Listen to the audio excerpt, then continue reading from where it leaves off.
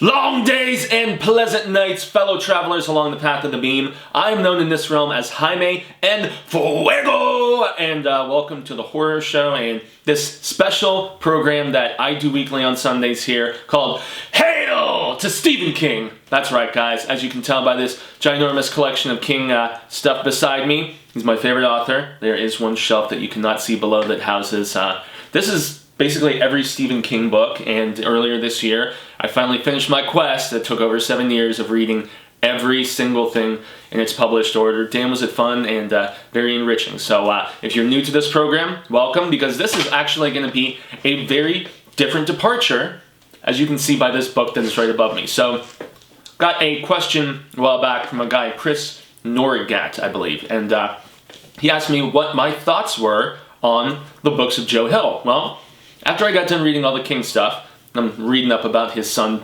because Joe Hill is actually the son of Stephen King. Joseph Hillstrom King, I believe, is his real name, but he goes by Joe Hill. So, first and foremost, I thought that was pretty damn cool that he wasn't trying to succeed on the laurels of his father, and it was also interesting that, you know, he ended up, unlike Owen King, who has done, like, Americana type stuff and been told humor stuff, and I mean, he's much more diverse.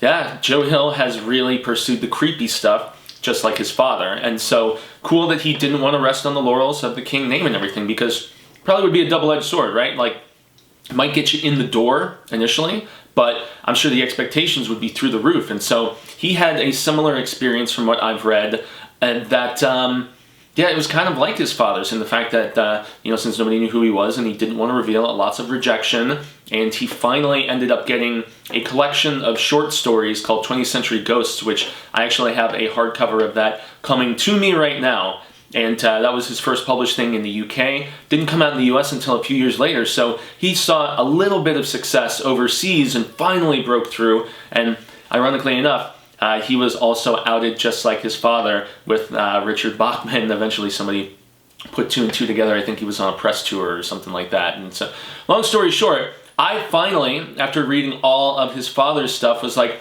doing the research and realizing that his third novel, I believe, so Heart-Shaped Box is his first, and that's the one that I just got done reading. And Cecil and I are really stoked to talk about it because he just got done reading it as well. Both of us on the recommendation of Marsha Parker here on the Horror Show. And so you can look forward to a review of that where we'll discuss it in depth. But amazing book right there. Horns comes after it. That was adapted into a film with Harry Potter himself, Mr. Daniel Radcliffe. And his third book, though, Nosferatu, as I read and did research on Wikipedia and different spots, there is some Dark Tower connections there, and I've heard that even the Crimson King is mentioned at one point. And so when I read that, I was like, okay, Joe Hill, yeah, you got me, buddy. I gotta explore, you know, how this could be connected, because I'm a completist, as you guys know here. And so some more research that I did was that when King initially got in his accident, and, you know, there was uncertainty about whether the Dark Tower was ever going to be finished, he essentially anointed his son as the heir apparent to just go back and finish that series if he didn't get the chance, if he didn't properly recover, or, you know, didn't feel like the writing was there. Because he had notes and, you know, different things like that that would have guided him. And so, Joe Hill, though, interesting style, as I read Heart-Shaped Box. This isn't going to be like a Heart-Shaped Box review or anything like that, but I just want to briefly mention that I was very compelled by this character of Judas Coin, and he's like this aging goth, like, rock star who dates much younger women and calls them by the states that they're from. And it was like, he's dating one named Georgia at the time, and the book starting and everything. And so it's, yeah, Florida's another one that he had dated at one point. In fact, just heavily into that. But you can tell it's some of his father's influence with, like, the way he goes back into storytelling aspects as far as just fleshing out the background of characters and whatnot. But there's a very cool modernistic tinge to it, especially with, like, more modern rock and roll, and he breaks up the segments into the names of different, you know, newer songs. Well, I guess they're not newer at this point, but they were newer when I was growing up. Songs like a section of the novel is called Hurt, and it's just, it's a great book, and it really showed me that I can't wait to go through all of the works of King's son, because essentially all that I had written before, all that I had read before was In the Tall Grass, which I actually did a review of here on Hail to Stephen King, one of the early episodes. I think it was maybe the second or third episode that I ever did. Hasn't been watched like a lot of the others because a lot of people aren't familiar with In the Tall Grass. It's a short that he co-wrote with his father. It was originally just an ebook, but there's a great audiobook that's floating out around, which is read by, I think it's Stephen Lang, of all people. He actually does really good audiobook work. You've seen him in Avatar. He was petitioning to be in, he wanted to be Cable in the Deadpool movie, and he was getting all jacked and showing photos of himself on Instagram, but he was great in, why is it eluding me? Goodness. The one where they break into the blind man's house. Now I'm really losing, Don't Breathe, I want to say? Maybe? Anyway, yeah, damn good movie, and he's a hell of an actor, and for In the Tall Grass, which is a short story about this this pair of quarreling siblings, this guy and his sister. They're driving down like an old country road, and they hear a kid saying, help me, like out from this tall grass, and they go wander into the tall grass, and shit goes down. It's maybe one of my favorite short stories by the King clan that I've ever read. So I'm really looking forward to the 20th Century Ghost, to seeing him tackling little, short stories and tinier pieces and things like that, because it's like anthology horror, isn't it? It's like watching an episode of The Twilight Zone or Tales from the Crypt or whatever, because it's just a condensed, interesting, singular story. And yeah, variety is the spice of life in horror, so looking forward to 20th Century Ghost and when that arrives. But yeah, Heart-Shaped Box was great, and just let me know that I need to go through all of this stuff. I was reading about The Fireman, which is his newest novel, and it's apparently about a spore that starts getting released around the world, and it's infecting people and making them spontaneously combust. I'm like, huh. It's like on that South Park episode where they were all holding in their farts, and Kenny dies because he's around his new girlfriend all the time, and he doesn't want to rip one around her. No, I'm just kidding. But for a post-apocalyptic novel, he described it less like an I Am Legend Matheson thing, which was his father's biggest influence, Richard Matheson, the writer of I Am Legend, which was adapted awesomely into The Last Man on Earth, The Omega Man. Not so much in the Will Smith movie, but at least for me.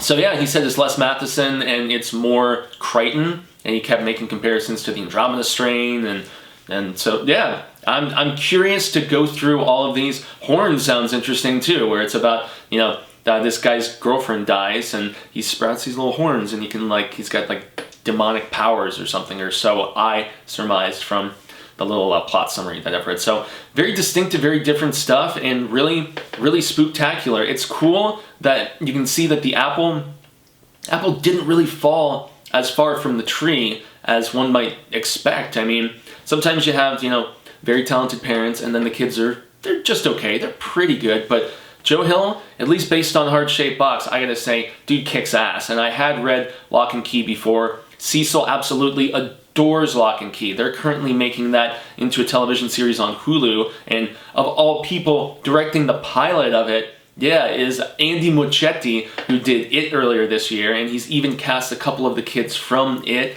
The little kid who played Georgie, he's actually going to be the youngest in this family of siblings that moves into this, I'm trying to remember, it's like the Lovecraft house or something like that. And there's just all these different keys to all these different worlds. And it was a very cool concept, and he won an Eisner Award for his 5 years on that comic book. So, and besides that, Joe Hill has won, he's won World Fantasy Awards, he's won British Fantasy Awards, he's won the prestigious Bram Stoker Awards. So he's well celebrated, and I am so stoked to, properly just kind of navigate the channels of all of his stuff. So once again, stay tuned. This is going to be a little bit of a shorter Stevie K episode. As far as the rest of the year goes, here in December as this is being filmed, there's going to be a couple more anniversary things. I want to talk about Misery, because Misery is in its 35th anniversary. They also just put out a great deluxe edition, like a collector's release of the Rob Reiner film, which had James Caan. Only Stephen King film to win an Academy Award for Kathy Bates' crazy-ass performance. That one, Psycho Biatch. Yeah, but a performance for the ages. So, with all reason. I'm wondering why Heart-Shaped Box hasn't been made into a movie yet, because, it's so ripe for it, with just the ghostly revenge aspect of it, and it could have kick-ass music in it. I'm sure that would cost a lot of licensing, trying to get some really cool songs, because they drop the names of all these different famous people that he's hung out with and stuff, and Trent Reznor and different peeps, and you're just like, man, some of that music, like if they had like more of a 90s industrially type soundtrack for this, almost like The Crow, damn, it would be dope. But yes, get on that, Hollywood. We need a heart-shaped box adaptation. Not sure about the Nosferatu. Yeah, it's something about Christmas Land, and there's an accompanying comic book that he did also, which kind of ties in with the universe. I don't know if it's a prequel or spin-off or what, but once again, the kid has talent, and this has essentially been an episode of Hail to the Hill, or something like that. That's what I'm probably going to hashtag it as. So if you guys like this brief little discussion about Joe Hill, and just maybe you're like me and you're not very familiar with his work and you're just kind of diving in or haven't dove in yet at all, but I wanted to hear chime-ins from the big Joe Hill supporters, the guys who love Lock and Key, the gals that thought Horns was, such a tragic love story or whatever, I want to hear from you guys and gals, and, I got to extend a grande gracias once more. Look out for that Misery episode before the end of the year. I've got tons of fun content, video ideas that I'm going to be doing next year, besides a few big-time anniversaries like The Stand. I'm going to do most unnecessary Stephen King like sequels, like Pet Sematary 2, or all of those Children of the Corns, and the sequels to The Mangler, and the third Sometimes They Come Back, or what. It's going to be a fun video. So that's a lot of watching, and watching turds like just kind of floating on the screen. Probably no, I'm sure it's not that bad, and those are actually things I haven't watched. All the Children of the Corn movies. I haven't watched those Mangler sequels. I just remember in the 90s especially, so much Stevie K shit was like the sequelized stuff where they were just using the name and he had no involvement with it, and it wasn't even using the source material really. There was just continuing spin-offs of stupidity. They were all direct-to-video, and they all looked low-budge and really bad, but who knows? There might be a diamond in the rough somewhere. I thought the sci-fi remake of Children of the Corn was fantastic, and Runaway, the sequel to that, is supposedly coming in early 2018. So it's another tidbit of information, but yeah, it's going to be a very fun new year of videos with you guys, and as the year is winding to a close, and my first full year of Hail to Stephen King, or in this case, Hail to the Hill, is drawing to a close, I just gotta, once again, gracias, arigato, danka, yeah, grazie, and thank you, because it's been humbling and just an enriching and awesome experience connecting with all of you King fans, and there's a lot of us, or like a constant reader army of sorts or something, but hey, you gotta check out his son too. So I have been Jaime in Fuego. That is written by Joe Hill, and that is the son of Stephen King, and I really, really recommend checking out his stuff. Look forward to myself and Cecil reviewing this book here on The Horror Show. You can always find me at social media sectors like Twitter, Instagram, Facebook. In Fuegotainment relaunch coming 2018. It's going to be great. I'm very much looking forward to covering some other things besides the Spooktacular with you guys. Something more on the fantasy side of things, or comic books, or whatever. Because I love my Thors, man.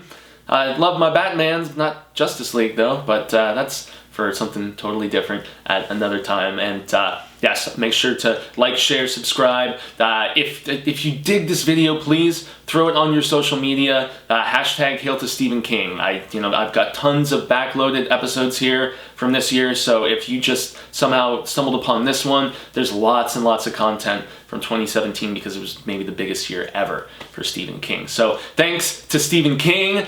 Thank you, Sai, and gracias once more to all of you viewers. So until the Wheel of Ka comes around once more, hasta luego, sin amigos, or litra amigos, I don't know, literature amigos, I gotta really think about that one. But so until we get to meet once more, I hope it's sooner rather than later, and remember, stay scared, and read Joe Hill, son of Stephen King.